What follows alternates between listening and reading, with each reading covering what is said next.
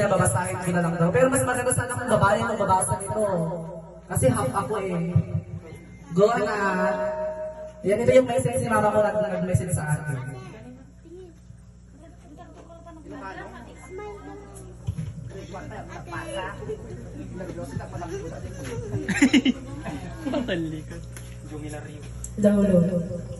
So, happy 18th birthday to my daughter. Hindi man naranasan ni Ate Hazel mo ng ganito, kaya ito ngayon ipaparanas namin sa'yo kahit wala kami dyan sa tabi mo ngayon. Welcome to the age of legality. Today is the first day of your adulthood. May our Lord give you the desire of your heart and make all your plans succeed. It's your 18th birthday, a young lady. Just a simple 18th birthday message for you. No more wishes, greetings, and can express in words how lovely and kind-hearted you are. Enjoy your special day. Continue to live life to fullest. Enjoy and be more birthday to come in your life. Never stop dreaming. Stay humble and pretty. Mag-aral kang mabuti, wag mo kaming bibiguin. Alam kong kaya mo yan gaya nila Kuya Harley at Ate Hazel mo. Again, happy birthday, enjoy your day, and God bless, we love you always.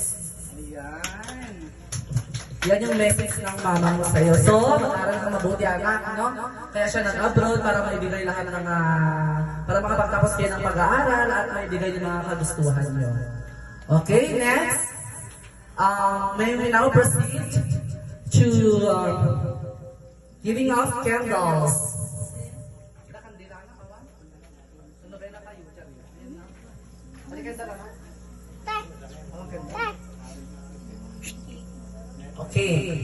Okay. Dahil walang candle, mag-proceed tayo sa cake. So partner, ano bang meaning ng cake? Sa'yo, ano yung cake?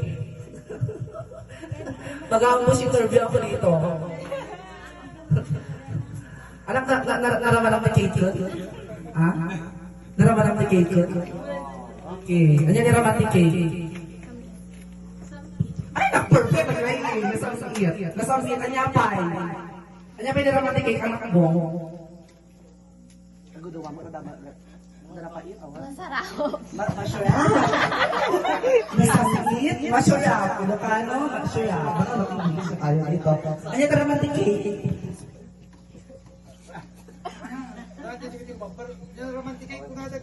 Awang kado di romantic cake, ito kakatakin doang dahil tingnan mo. Ano di romantic cake?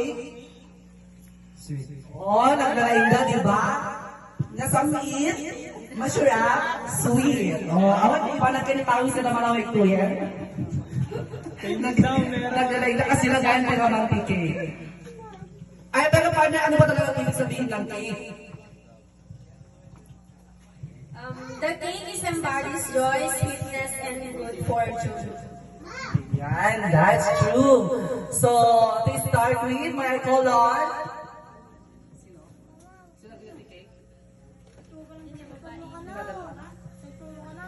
Ni mamang mo, nilagay.